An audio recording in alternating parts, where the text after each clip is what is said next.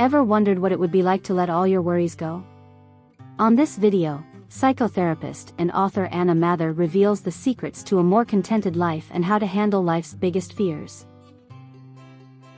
As a child, I lived through the traumatic loss of my younger sister, who died from cancer at just 6 years old. This fueled a deep fear of bad things happening. I would ruminate over worst-case scenarios of every situation, and I did everything within my power to try to control the uncontrollable. It was exhausting.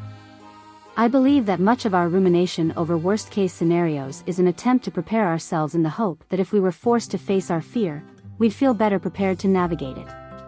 Yet, in truth, anxiety robs us of enjoyment of the current moment. And if the worst were to happen, we'd have experienced the heartbreak twice, once imagined, once in reality. When we brace ourselves against something bad that might happen, we are less able to lean into the good things. Anna's tip: next time you feel the wave of anxiety arise, repeat the phrase, "I will cross that bridge if I get to it." Notice the if, not when. This small sentence offers a reminder that much of what you fear doesn't come to fruition. It's an opportunity to reflect that you've survived the crossing of many bridges in your life that at one point may have felt inconceivable. It's also an invitation to look around you and observe those who are enjoying full lives after living through some worst-case scenarios. Currently, one of my family members is undergoing medical testing. Before, I would have been bracing myself for the worst outcome, but instead I am simply trying to be present in the discomfort of the unknown, riding any waves of worry rather than fueling them with online research and my imagination. I know that ruminating would taint what joy today holds. As a mother of 3 kids, aged 5, 8 and 9, I've often looked back at the blur of their childhoods and felt a deep sense of guilt that I haven't been present enough, and this shows up with my clients, too. I was trying, but in truth, some moments I'd rather fast forward than soak it up. How can we be truly present when everything is shouting for our attention? During challenging times, a straying mind can act as a protective mechanism to help you weather the storm. I believe that the call to be present is often incorrectly entangled with the pressure to enjoy what is happening in and around us, which are two different things. We are always physically in the moment, but it's our attention that is often elsewhere. It's natural for our minds to wander, and it's a tall order to expect yourself to be constantly present. How would we navigate life if we didn't hold an awareness of the future? What would get done? Even the most seasoned mediator would profess to having a wandering mind. Anna's tip: before I got married, a friend gave me some sage advice. Your wedding day will pass in a blur. Take a mental photograph, stop for a moment, inhale the view and the sounds. 15 years later, those few moments are the ones I can recall the most clearly.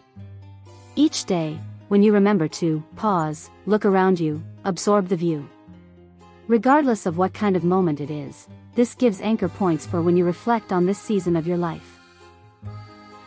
Having spent much of my life as a perfectionist, I'd regularly question whether I was a good enough mother, partner, daughter, or therapist.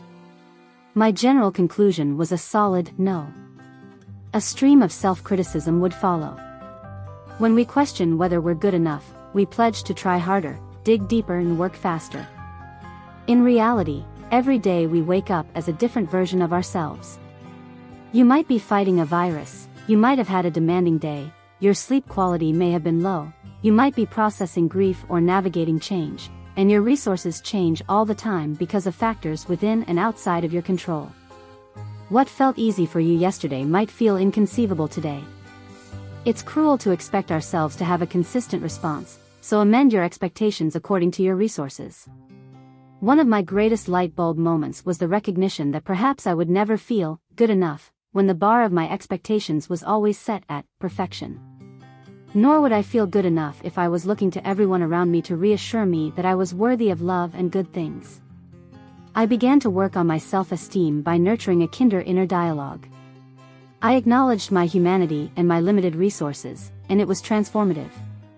Anna's tip: next time you find yourself questioning whether you're good enough, pause and ask yourself, according to what standard? This question encourages introspection. If you recognize that you're reaching for perfectionist standards or expecting too much from yourself on this specific day, readjust your aim. You're more likely to lean towards a problem-solving approach, turning "I'm a failure" into "What can I learn from this?" If we were to distill down all our anxieties, nightmares, and fears, I bet we'd be worrying about the same things. We're fearful of failure, heartbreak, and disconnection from those we love most, whether we are liked, and the fact we are going to die. As a psychotherapist, I have helped people ride these waves of fear and navigated them in my own life, too. However, I've discovered a new approach that is changing mine and my clients' lives, and could change yours.